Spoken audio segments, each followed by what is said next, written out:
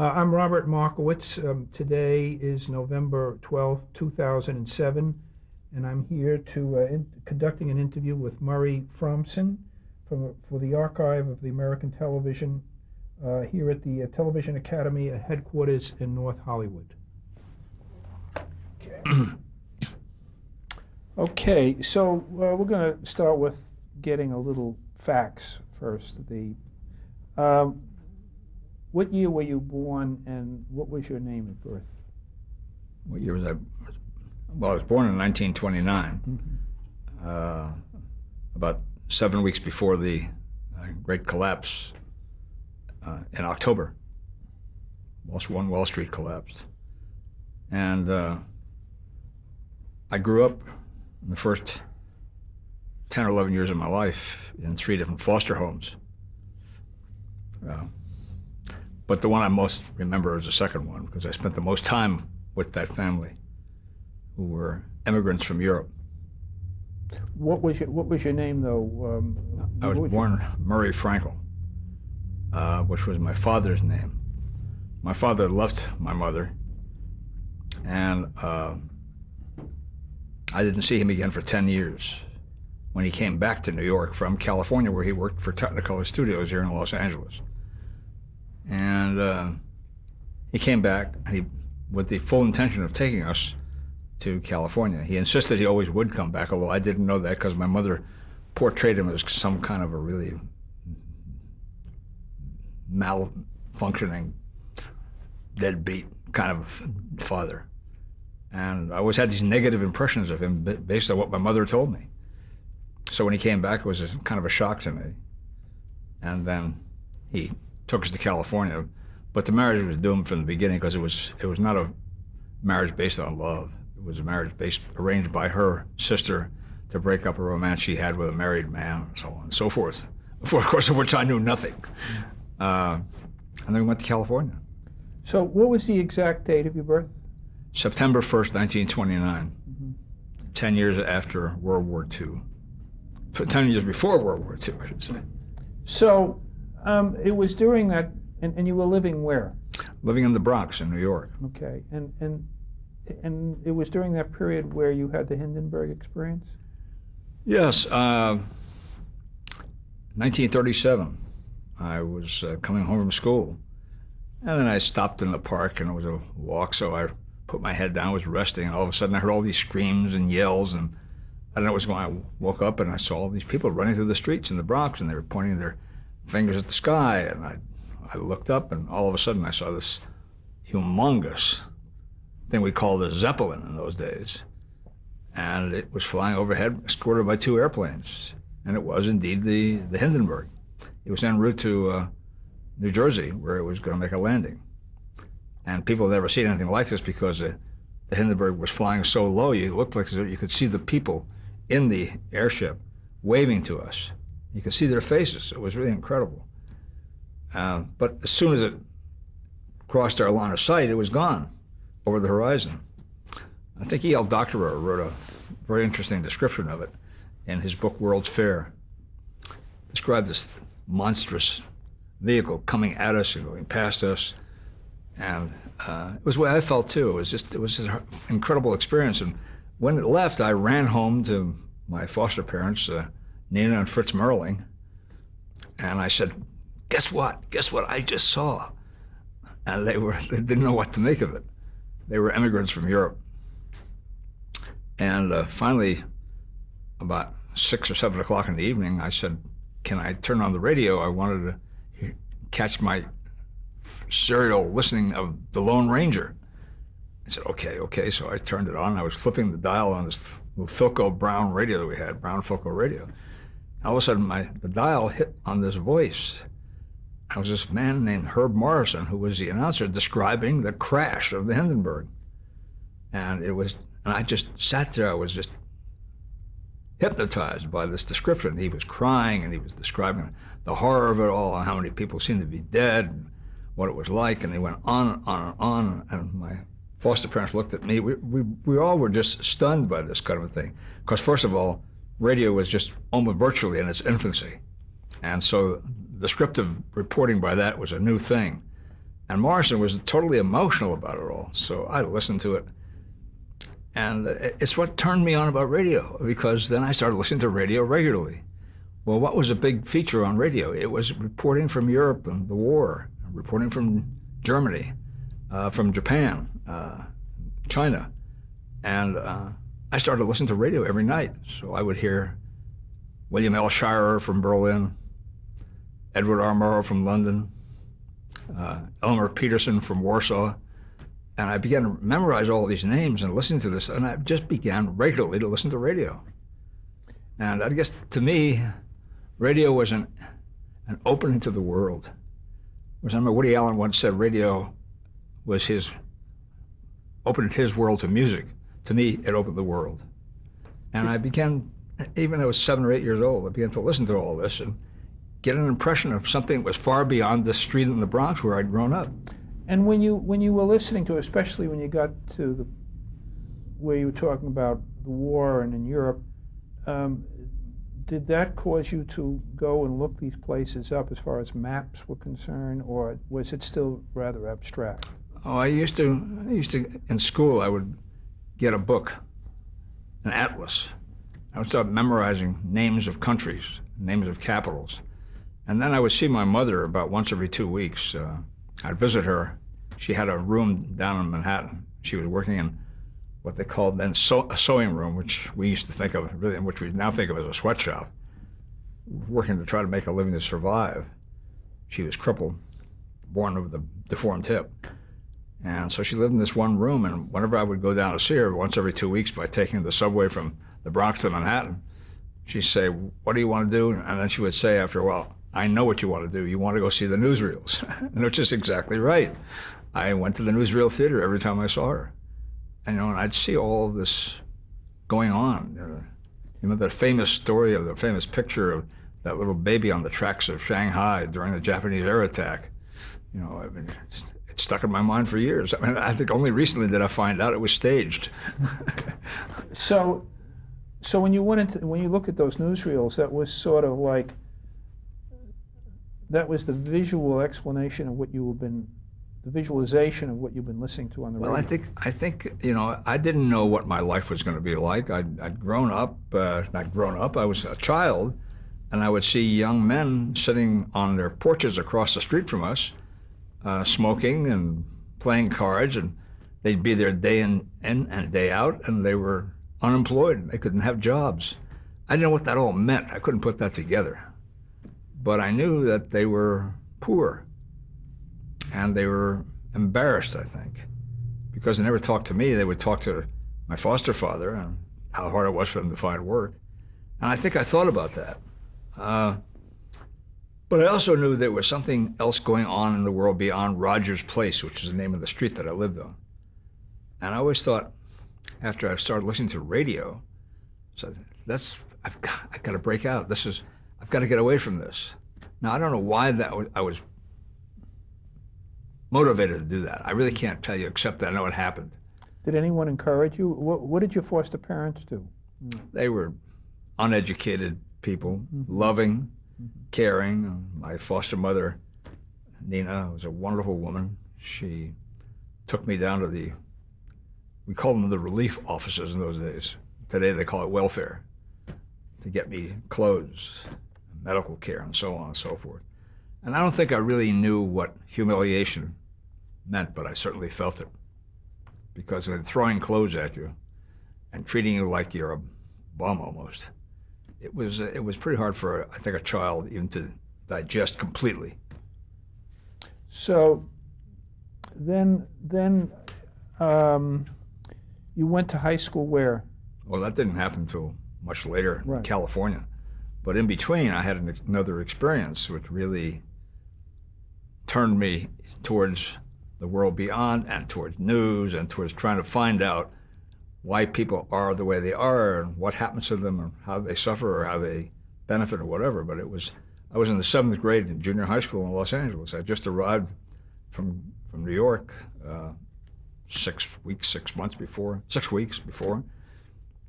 And it was shortly after the attack on Pearl Harbor. And I was in the 7th grade. And 3 police officers came into our classroom and read out the names of 3 Japanese American students, 3 or 4, called out their names, called them to the front of the classroom, and led them out of the classroom. And that was the beginning of this horrendous experience and incident in our history that was so embarrassing, has proven to be so embarrassing all these years. But George Takahashi was a good friend of mine. I never saw him again. And the school teacher said to us, the class, she wanted us each to write an essay, a composition they called it in those days, describing our feelings of what we had just seen. Because in addition to the fact that this was going on the school grounds, most of the kids were verbally assaulting the girls, Hirohito's whores, that kind of thing, traitors. They didn't know. The kids were too young to discern the difference between a Nisei and a Japanese, whether they were citizens or not, whether they were born in this country or not. And that really stuck with me. You were aware of it, the injustice of it even then? Well, yeah, I felt, why are they doing this to my friends? What is this all about? And then, of course, they came back 3 years later. Not these specific kids who I never saw again, but the Nisei came back. And then I went to high school, and the Nisei just came back to high school. Well, our high school had one of the worst football teams in the history of high school athletics in the city of Los Angeles. We didn't score a point or win a game in 3 years. But the year the Japanese Americans came back, we won the league championship. And now, when did your mom remarry and your name get changed? 1942 is when she remarried. Actually, her lover, who I thought was my uncle, was living in New York, and that's what broke up they finally broke up the marriage with my father. He discovered a letter she had written to, or she had received from Al Fromson in New York, explaining that she had gone to work to save up money to bring him to California, which she did. And so when my father found out about it, he confronted her. And the next thing I knew is he came to the school ground where I was, and he said he wanted me to go with him. And I said, go with you? Go where? Just to come with me. And I said, well, I can't do that without asking Mom. And he slapped me in the face. He turned around, and I never saw him again. 1942. Years later, he was living within 4 miles of where I lived in California. Never contacted me. And it was much later that I found out that I had a half-brother and a half-sister through his marriage to another woman. Your father? Yeah. So and Al Fromson then got drafted in 1943 and was sent to the Pacific, where he was seriously injured. And when he came back, and I was getting ready to then go to high school, I took his name. Not that he gave it to me. I had saved up pocket money, and I paid a lawyer to change my name. And I just said, this is my present to you, Dad. And so Fromson was the name I had. And I'm not even sure that was his real name. That's the problem. I mean, you have to understand what the Depression was like. The Depression was made of people who were trying to survive a horrendous chapter in the history of the United States. And they were embarrassed. A lot of them were embarrassed that they had lost their means of supporting their families. They'd lost their self-worth, really. And so not only was that an embarrassment to them, but they would lie about their lives. Not because they were liars in the sense we think of it. It was lying out of embarrassment. And I think Al was that way, which I called him Dad. My mother lied a lot. And that's what I grew up with. And I think that maybe that's what really eventually turned me towards journalism. Because with the experience in junior high school and then going to Los Angeles City College, and beginning to really be involved in high school journalism, so I was always asking questions about why. Why do things happen the way they did? even though I was really turned at first towards sports writing, because that seemed like the easiest way to get a job in journalism. Not that it was, but that's the way it turned out. So, but you were 13 when you got your first byline. That's right. Wrote this composition in this junior high school class, 7th grader. And the teacher liked my essay the best of any of the students who had submitted them. And she had it published in the junior high school newspaper. And it had my name on it. That was my first byline. So was that, do you think that, as you look back on it, that was a defining moment for you? I guess you could call it that. Certainly it was a change, absolutely. And but did it sort of validate your look, it set me apart. I was a shrimp. I was a small kid, left-handed. In those days, being left-handed was really a curse almost. My mother took me to a psychologist to try to get me changed from left to right hand. And she bought me a baseball glove it was a right-handed glove that I couldn't put it in my left hand. It was backwards. I looked like an idiot trying to play baseball with it. But suddenly I had a byline, and kids looked up to me. And in high school, I was editor of the paper. That was a big deal. Oh, so what? But that was a few years later. Well, not very much. When I started in high school, I was known as Fromson, Murray Fromson. Right. But how long between the byline and editor of the paper? 3 years. So at that point in there, did you say to yourself, did you say it out loud? Did you tell people that you were going to be a journalist? And you probably didn't use the word journalist, right? Didn't know what the word journalist. What I knew is this: I would hear Murrow doing these broadcasts from the rooftop in London, and he had this wonderful knack of describing things graphically, so you could imagine what it was like. And when he described Londoners going to the underground to escape the Nazi Blitz, I could imagine my footsteps going along with these people going into the underground. Now, why did I think that? It's because my mother is English, was born English in England.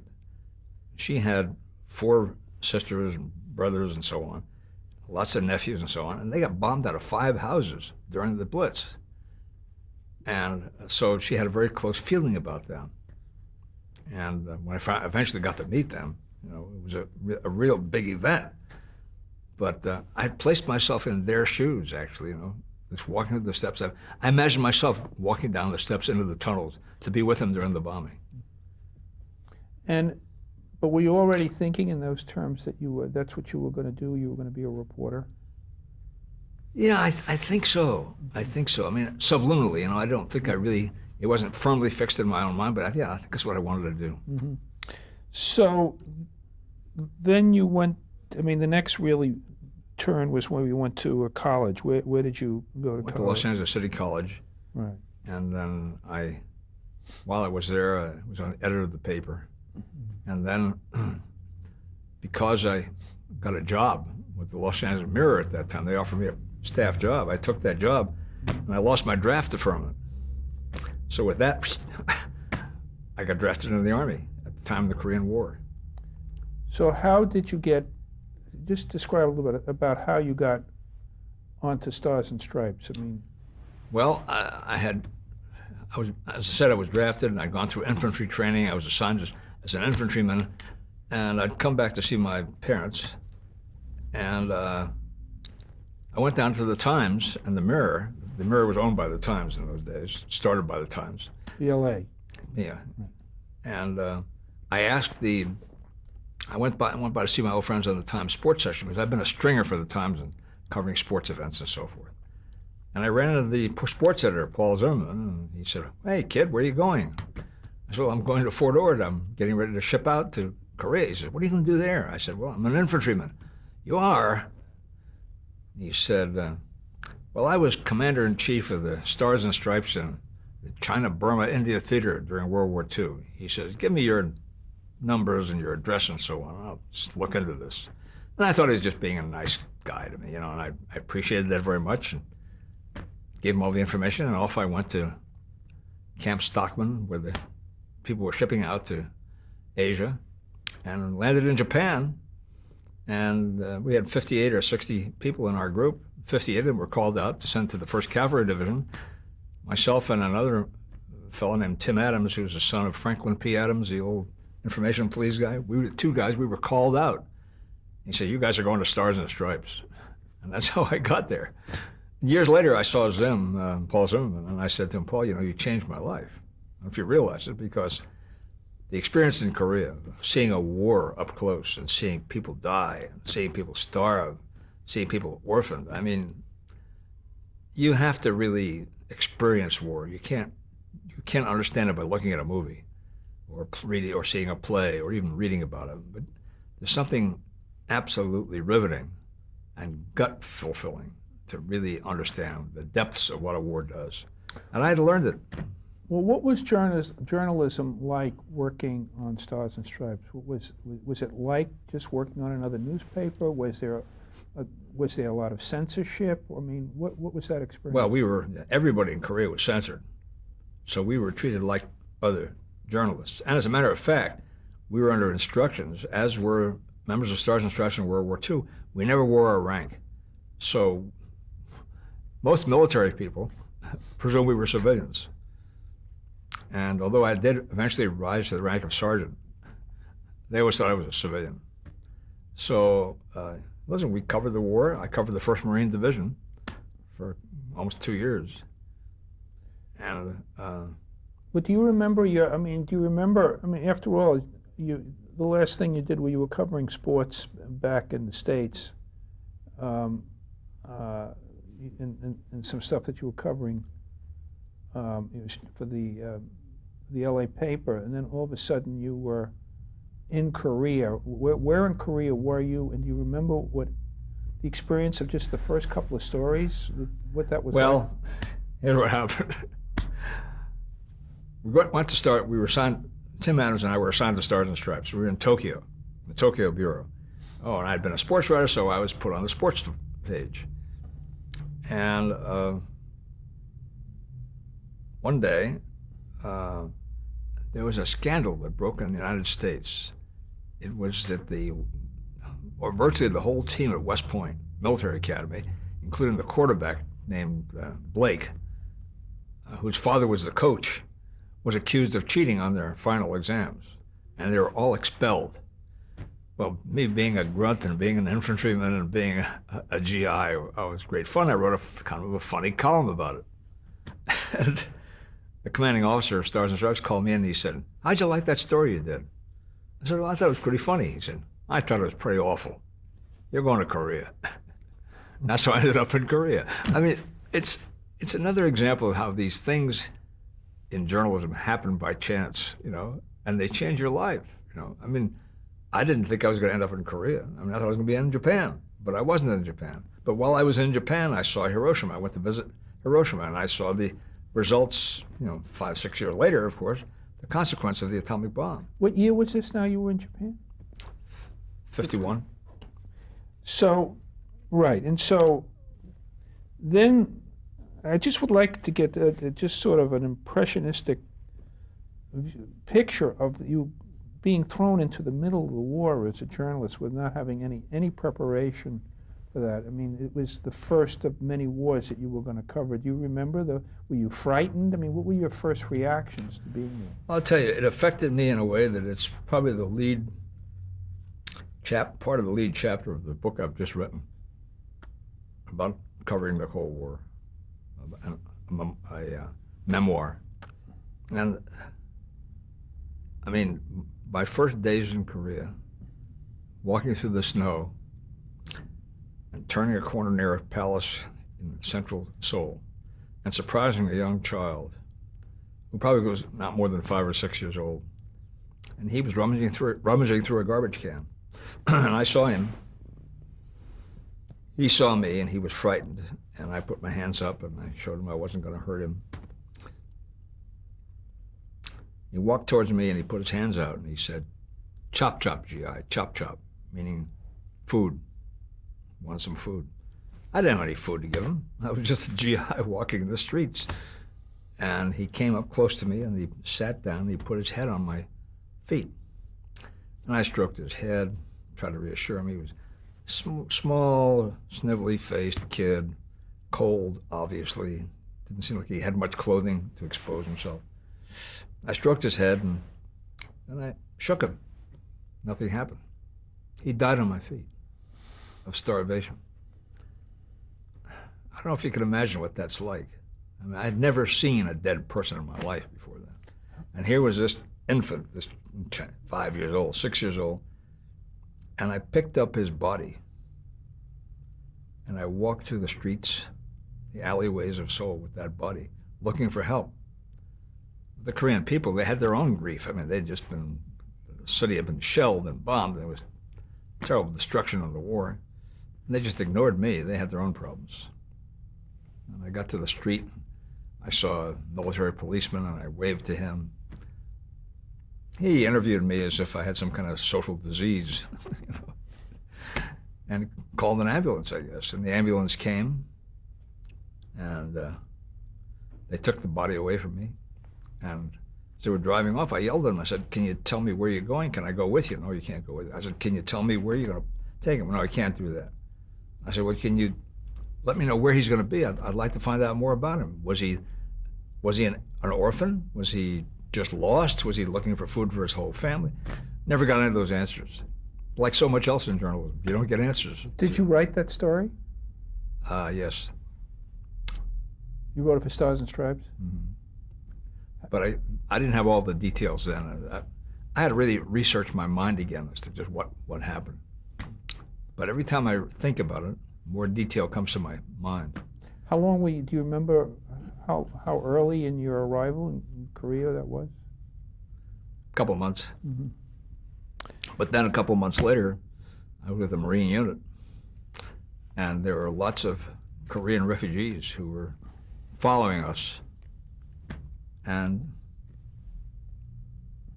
they came up to this barbed wire fence around our encampment, and they put their hands, we were eating out of our mess kits, and they were putting their hands out through the fence. Again, chop, chop, GI, chop, chop. So I think 3 or 4 of us took our mess kits. We're going to take our excess food over to them, and the Marine Major said, can't do that. "What do you mean you can't do that?" "Throw it in the garbage can." I said, "Why do we have to throw it in the garbage can? These people are hungry. You give them your food, they'll follow us wherever we go. And we'll have a security problem we can't deal with." So in front of them, they're looking at us, we're throwing this food in the garbage can. So the combination of that and having seen that child just a short time before, it was pretty devastating. And you were 22, 23 years old. Yeah. So, okay, is this a place to stop?